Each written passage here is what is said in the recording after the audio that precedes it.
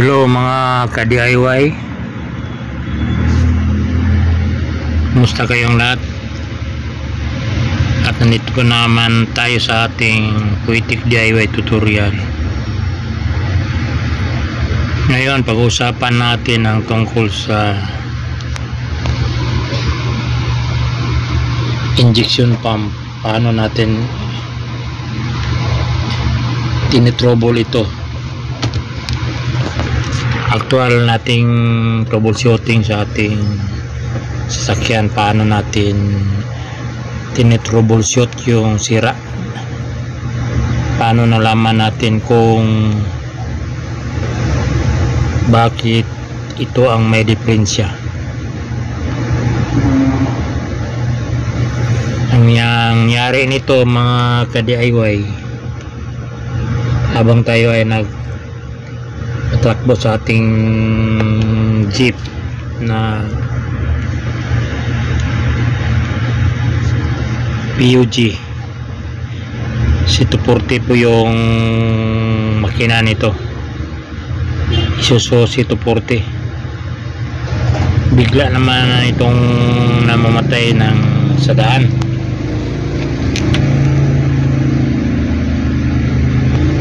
Ano ba ang dapat natin gawin? Kung una na itong dapat gawin pag namatayan tayo ng makina sa daan,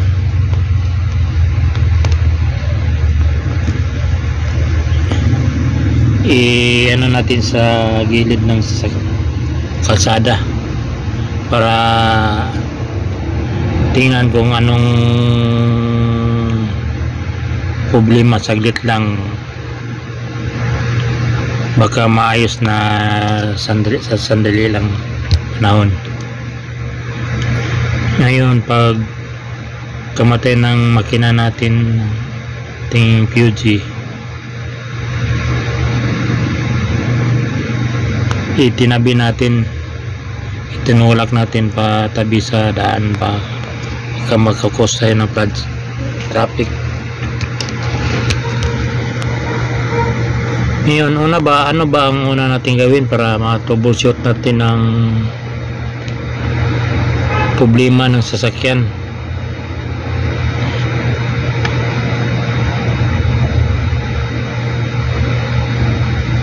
Ang unang-una nating tiningnan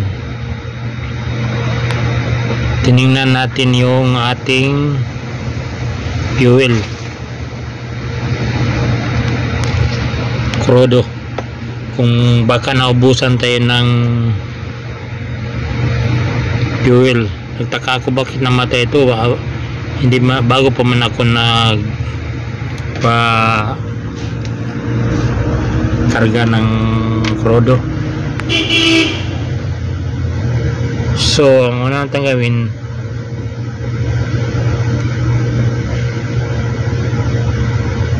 chine-check natin yung makina, inopen natin yung makina.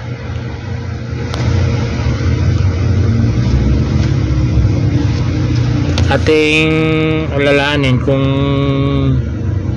anong dapat ating unang gawin pag mamatay, anong dahilan na mamatay makina. Walang krudo, dahil diesel ito, wala itong sa kurente niya, dahil under na itong makina nito na kapag kahit walang supply na voltahe. Tsaka itong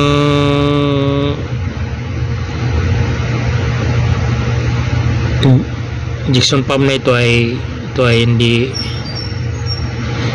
switch ang kaniyang switch off sa engine, kundi mayroon itong choke na hilain mo para mag stop yung supply ng krudo sa injection pump. Pag mayroon ding ibang injector na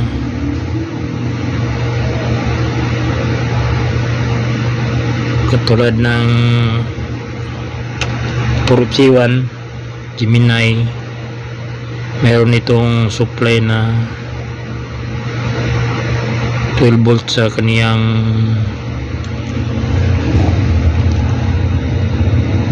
injection pump. Pag i-off mo yung supply ng 12 volt, mamatay yung makina dahil hindi na mag-shut off yung supply sa kaniyang injection pump. Hindi na mamatay din ang makina. Ito ay hindi na kailangan ng supply dahil yung turn off nito na engine ay yung choke na lang, hilay mo yung choke. So wala tayong, nisip ko wala tayong problema sa sa electrical nito dahil walang electrical na connection dito sa injection pump. Ngayon ang unang ginawa ko,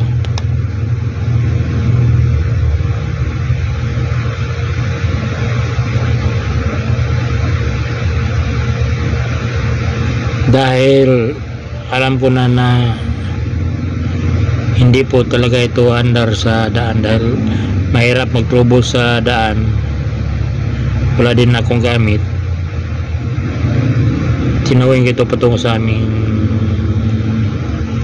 tindahan at mayroon itong yun ang andyan ang mga gamit ko. Ano natin unang ginawa para bakit na troubleshoot natin ang injection pump na sira? Una, tiningnan ko yung bleeder ng injection pump, inopen ko at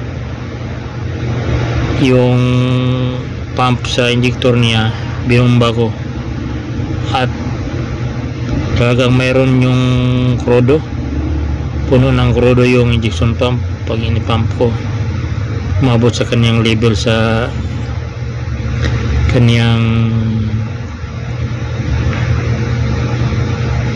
bleeder. Tapos binalik ko yung bleeder na bolt tsaka sinado ko. Ang sunod kong ginawa para malaman kung nagfunction yung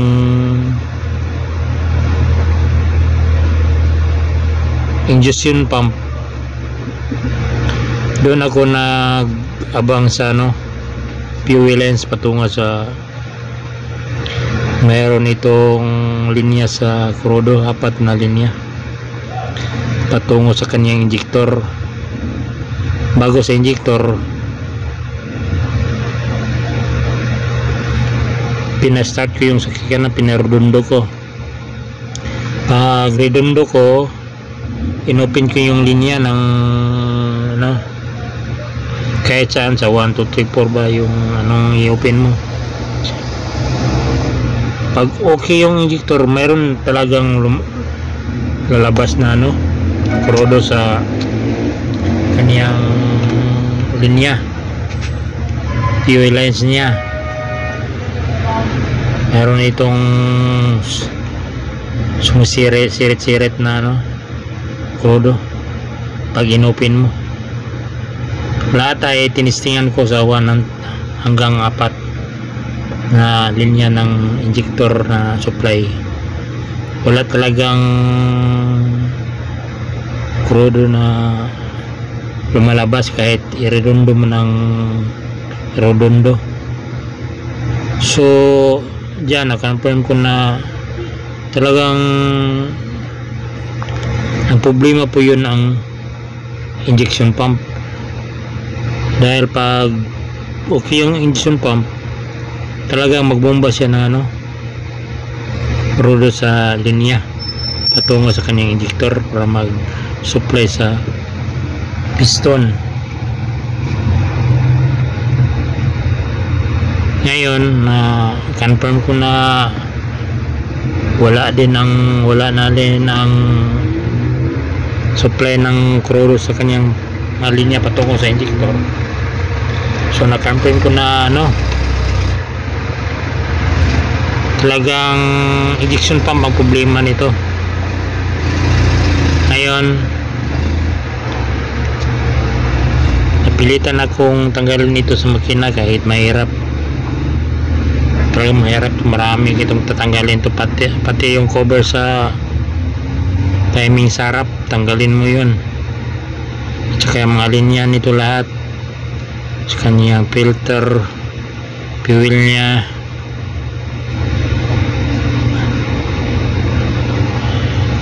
Hindi ko na videoan nito, nag voice over na lang tayo para madali. At tinitest ko yung pagtanggal nito kahit mahirap, dahil ang lugar ng kanyang nilagyan maiksi masyado. Hindi tayo makapag ng back range, hindi tayo makapagpaluwag ng mga bolt, mahirap.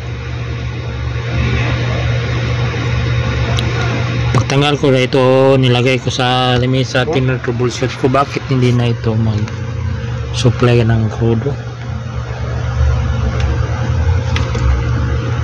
Sabi ko ito, mahal masyado ito pagdalhin ito sa calibration. Dahil ang mga calibration lang alam nito na anong problema. Baka i-overhaul ito,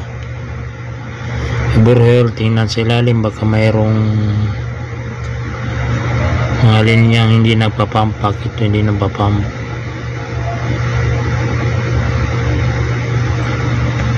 O ngayon ito,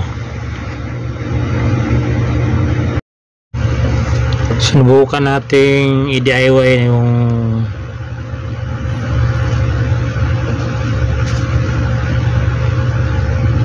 injection pump, dahil alam ko pag dinala ito sa calibration dapat tayong budget dito.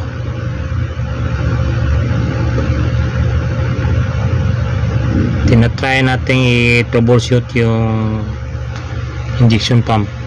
Tinignan natin, ako na lang yung nag-DIY nito.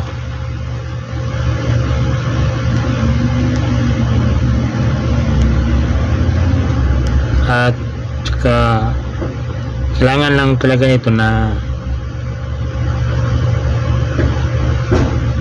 bawat tatanggalin mo, alam mo anong saan ito nilagay at paano mo ito isauli.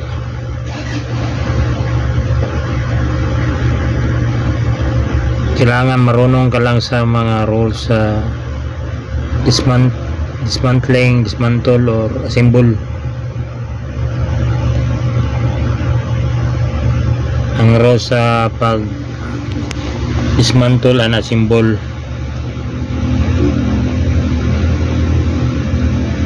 sabi nila, ang rules daw ay ano yung una mong tinanggal, siya din ang last na mo yung isauli niyo. Ang una mong tinanggal, yun din ang last na isauli mo. Pag hindi mo masunod-sunod yun pag isauli, nauna yung hindi nagkasunod sa follow from the first na tinanggal mo,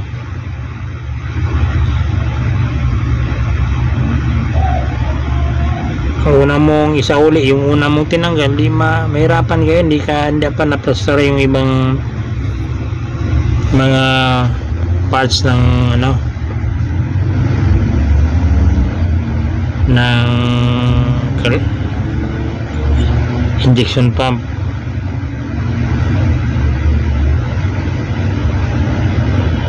Nag-DIY muna tayo para baka simple lang yung sira nito.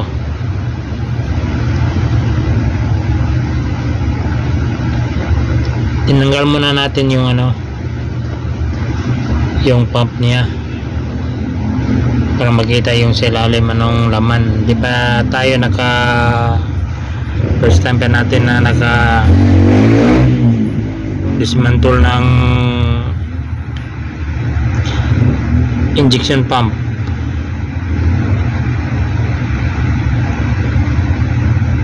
Sunada lang tayo dahil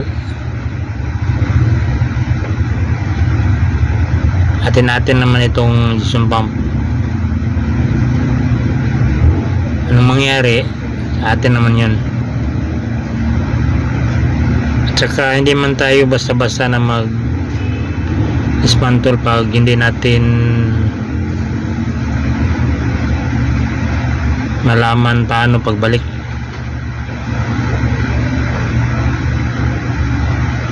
Ang pag-assemble, dismantle, step by step man yun para hindi mo malimutan. Tandaan mo lang, unang mong tinanggal yun, huli mong isauli. Yun ang rules, pinaka matibay na rules. Pag hindi ka sumunod sa rules na yun,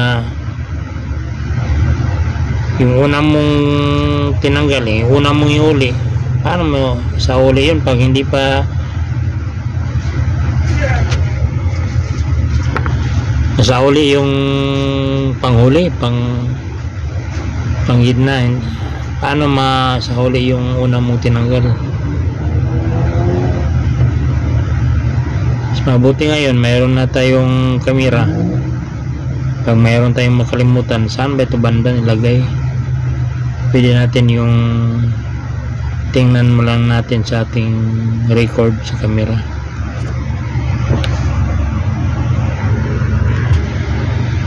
Hindi na tayo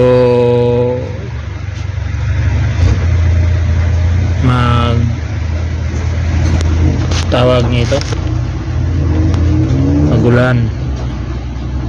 Saan ba ito ilagay?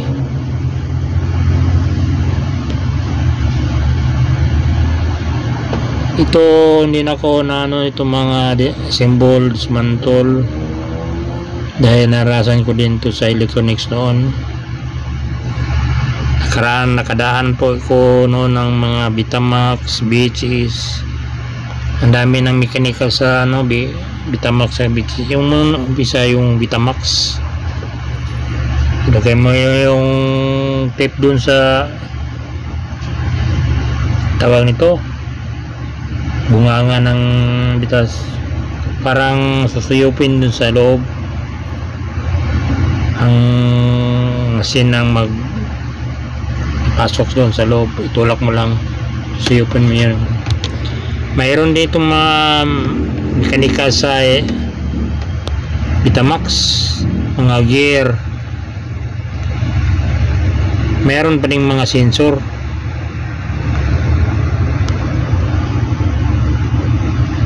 Kailangan alam mo kung ano, pag ang sensor matapatan ng mechanical, yan pa yan magsiswitch.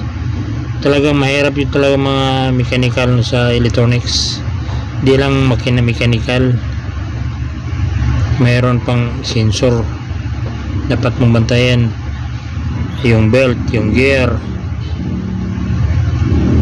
pareha pa din na nag-automotive ka dun sa electronics noon. Yung Betamax yung maliliit pa, kasunod yung BHS malalaki kunti sa Betamax. Pare-pareho din yun yung mayroong mechanical sa BHS. Karamihan ito mahirap din ang trouble ng mga doon nasanay din ako sa mga ganitong sabi ko noon, mas madali man siguro yung sasakyan dahil makita mo yung gear na bungi, di katulad ng electronics na tester lang ating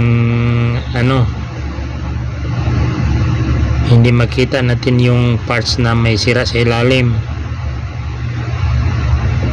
Kung sa mechanical, katulad ng engine, talagang makita mo yung gear na may bungi o bearing na nasira. Yun ang ko noon. akala ko sa mga mechanical madali lang, dahil noon masyado mahirap sa electronics talaga. Kahit naglalakad ka, yung inisip mo yung trouble na hindi pa mo na gawa, hindi po na naayos yung problema sa electronics. Doon ako na karoon ng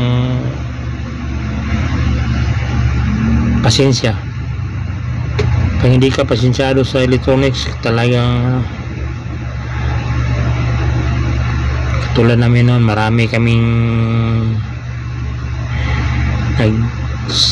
sa school pa kami, 100 plus kami. Pag graduate namin,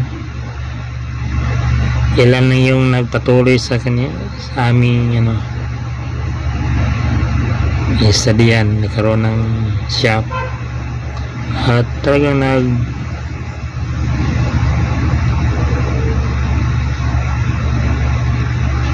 generate lang electronics. Mayroon pa kaming apprentice doon sa shop.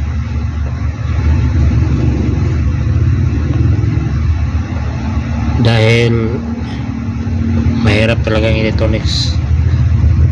Itawag namin yung bangungot yung mga hindi naayos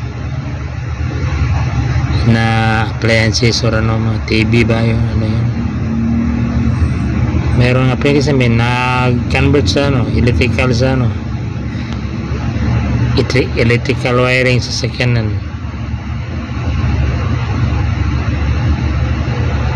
Dahil sa sakyanan ay dalawa lang yung positive negative, body ground. Hindi katulad sa electric, maraming sa wirings, maraming saan nalagay, hindi alam natin. Pero ito ngayon sa mga bagong sasakyan, marami nitong sensor nang ginagamit.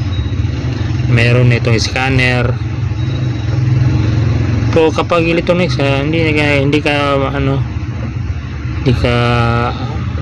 masyadong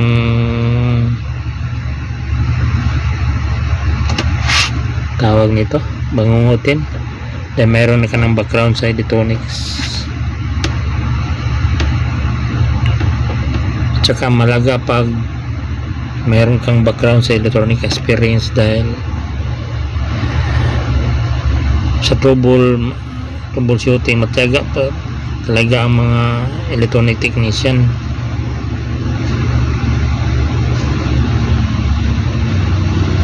Pag mag-troubleshoot,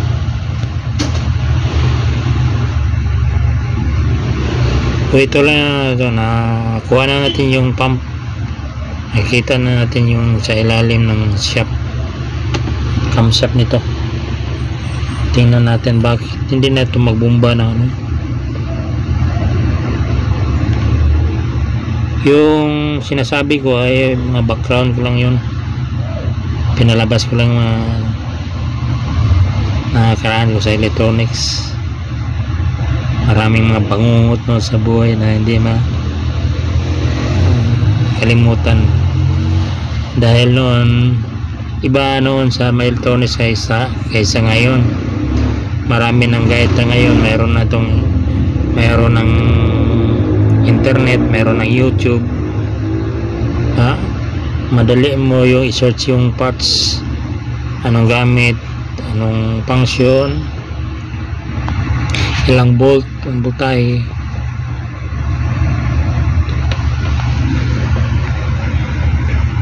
Sa amin lang noon,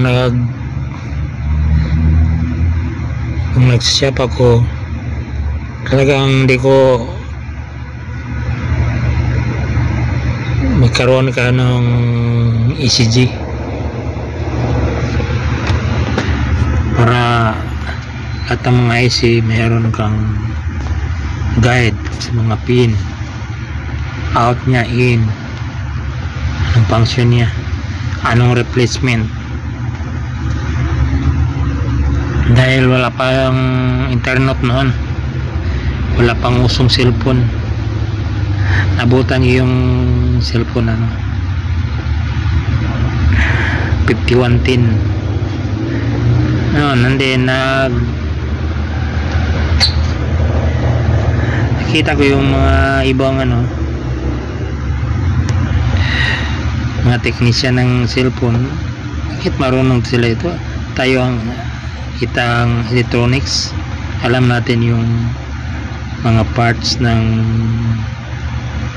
electronics, sample, resistor, capacitor, IC, but mayroong nagre-refer na walang alam sa electronics. So natsari ako, nag-try po din ako nag-repair din ako ng cellphone noon, pero ako din pwede mag-repair na kailangan ko mayroon kayong mga guide, theory. Studihan mo lahat yung theory ng cellphone. Ito tinitroubleshoot ko niya yung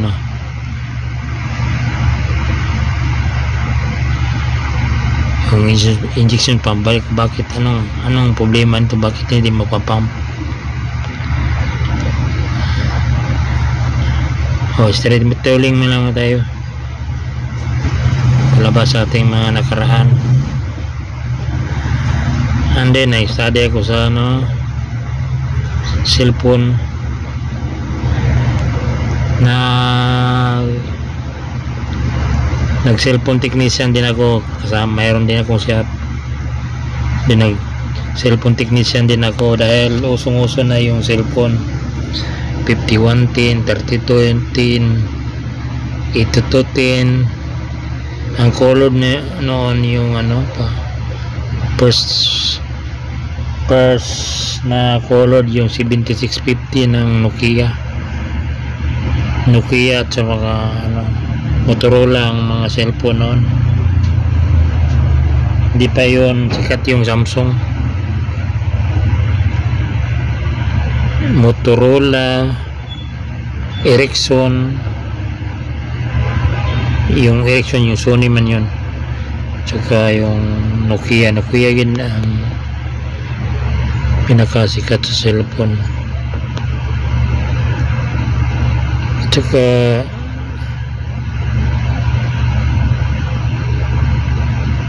bakit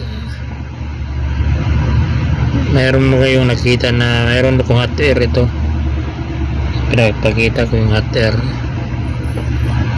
gamit ko yun sa pag-repair ng cellphone. Sa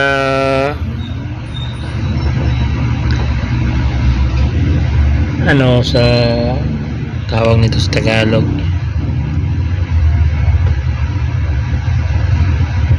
nung lumipas sa mga panahon ng cellphone na color, mayroon ng maraming malabas na color na cellphone. Uso na yung Samsung smart cellphone na galing sa smart. At saka kailangan mo na nang bumili ng ibang software sa computer at ibang kable. Iba ng Nokia, kaya iba-iba ang kable ng bawat model, 51, 2210, 8250. Magkaiba yung kanyang kable, connector niya para sa computer, para ka mag-program. Yung 3013 sa una mayroon yung upgrade sa software niya.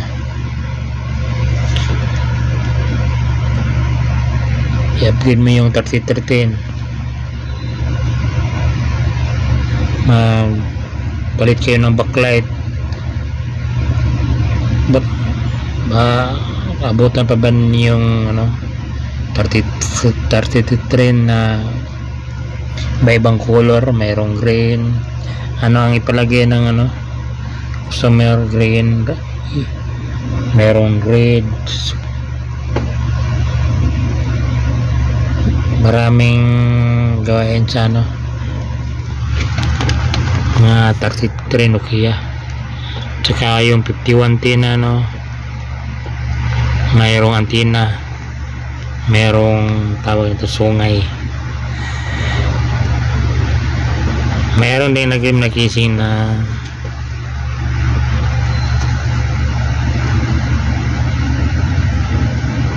antenna-less. At saka paggamit ng ano yung hot air, pagtanggal ng PISA IC gamit ng ano flux. Matagal ko din yung pinag-aral dahil hindi ka marunong ito, nagka-grounded yung ano sa ilalim ng parts. Papalit din kami ng parts noon, audio IC, charging IC sa cellphone.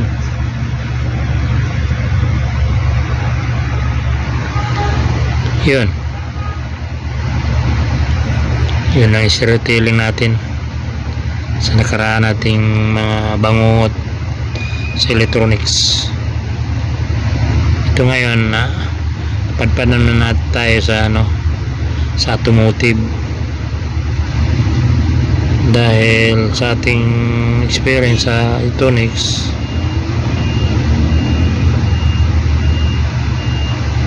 sa repair natin.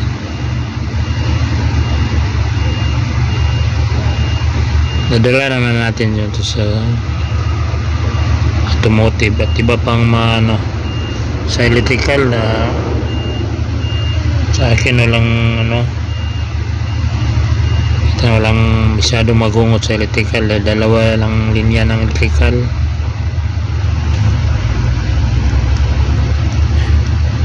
Kayo sa rep aircon bago ko pa lang sa ano, pero pag na-study mo yung mga rep aircon madali naman siguro. Compressor, evaporator, switch, condenser, yun lang, ikot-ikot lang yung refrigeration. Importante lang sa pag-repair mayroon kayong mga pisa pang palit, pang testing ano gamit. Pag wala kayong pisa pang testing, pang gamit, talagang mahirapan kayo.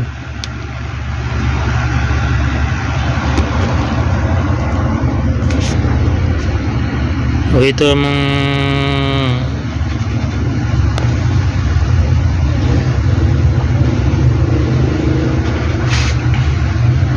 tawag nito, hirapan tayo sa Tagalog injection pump. Talagang matagal ko itong nakuha. Bakit kaya hindi ito mag-pump? Saan yung problema nito?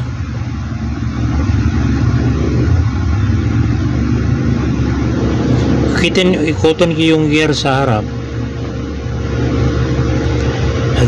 tinanan ko yung camshaft sa baba, yung camshaft para ito yung tawag nito sasakyan, parang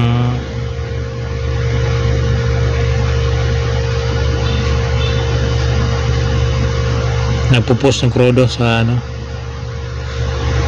sa injector.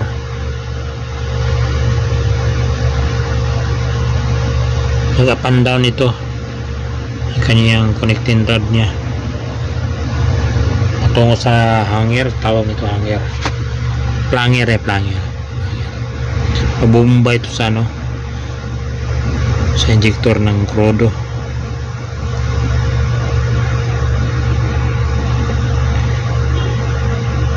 Sukitan ko yung gear dito sa harap, hindi man sumasabay yung shaft sa ilalim. Kita ko man na hindi sumasabay sa ilalim. Sa tanto-tanto ko na mag-troubleshoot.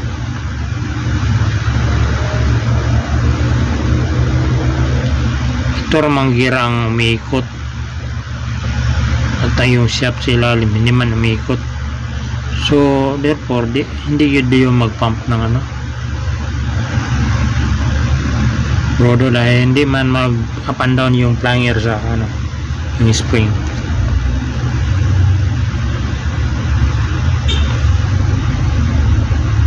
Sa ko pag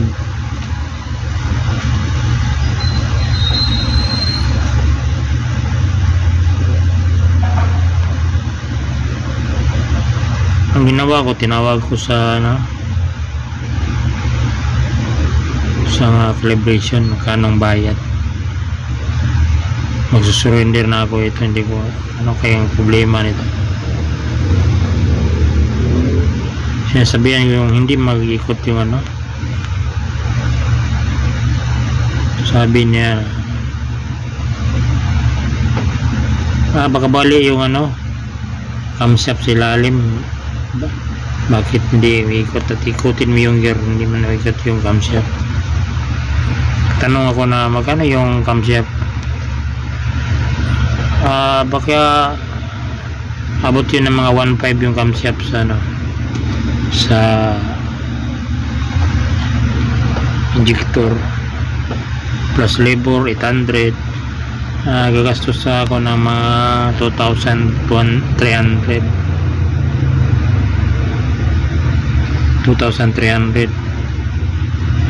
So hindi ko na muna dinala sa calibration dahil lang po sila yan lang trabaho nila, alam niyo lahat ng mga sikot-sikot ng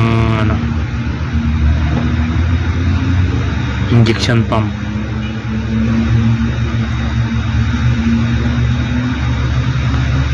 Hindi ko muna ito inuburin, yung tinanggal ko lang yung pump, tinignan yung camshaft lang.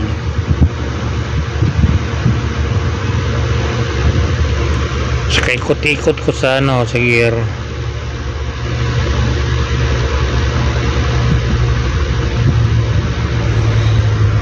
Sa gear at meron yung itong spring na pag ikutin mo yung gear niya, hindi sasabay yung camshaft.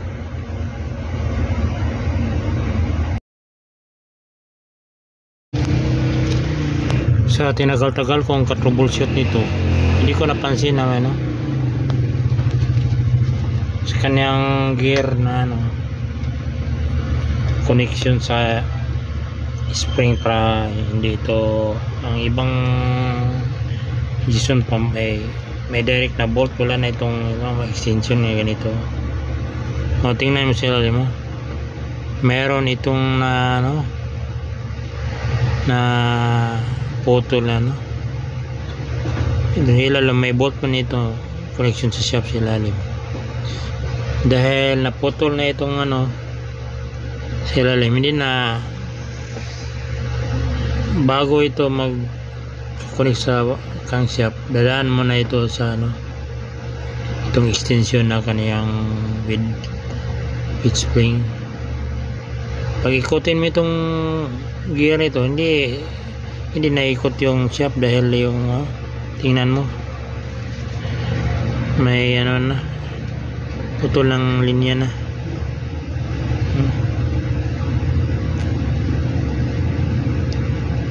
Hindi na talaga ikit yung shaft.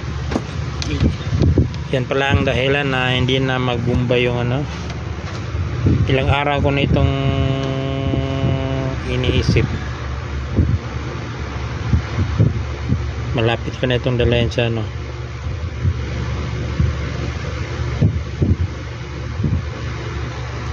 tawag ito sa calibration.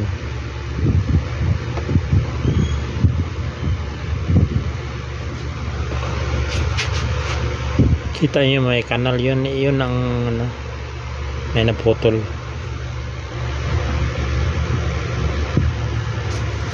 Yun, nakita ko na yung putol na ano sa ilalim. Ito.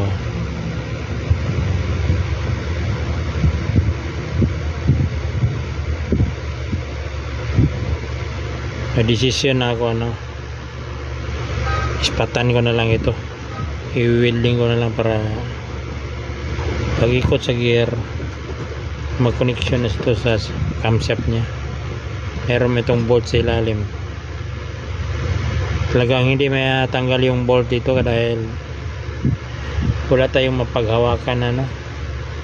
Inasuhan ko yung camshaft sa ilalim ng ano, itong price na ito, pero talagang hindi kaya.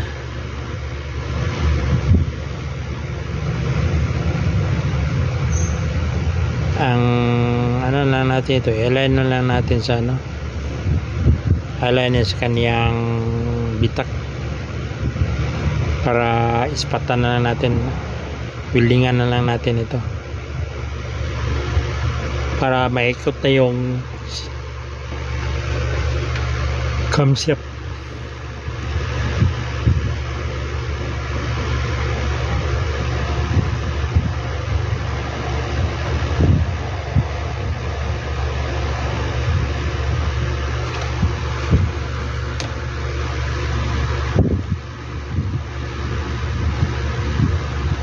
Kailangan ma-align ito. Ito yung timing sa ano, sa gear niya, letter G.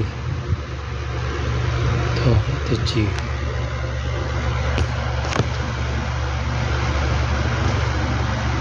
Kailangan ma-align ito sa ito na yung naputol para mabalik sa kaniyang tamang alignment. Pag hindi ito ma-align ng sakto na i-welding na ano, welding mo lang, hindi na ma-timing, hindi yun under yung section. Oh, kita mo yung ano dito, merong ano, naputol, crack na sa may ano. I-align mo lang natin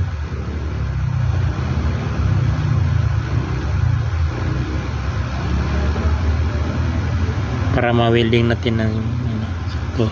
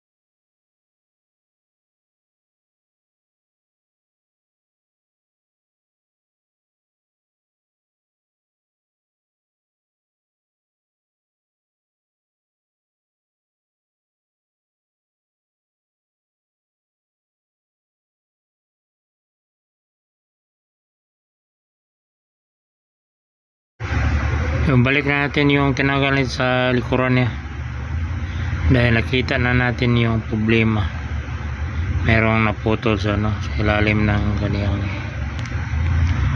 gear. Atin lang itong i-welding spot.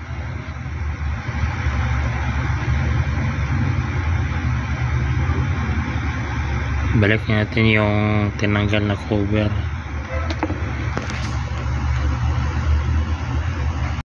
Tapos natin sa uli yung mga tinanggal natin, inispatan na natin yung ano, may putol at ini-welding. At paano natin pag timing ng ignition pump, dahil pag hindi ito na timing dahil talagang hindi under yung sasakyan. timing natin yung planger sa sumpang. Maraming salamat sa mga nanonood at nag-subscribe at may tiwala sa atin. Sana patuloy kayo. Meron ba itong video na paano natin i-timing yung injection pump at pag-timing ng makina at hanggang napanda natin yung sasakyan. Salamat.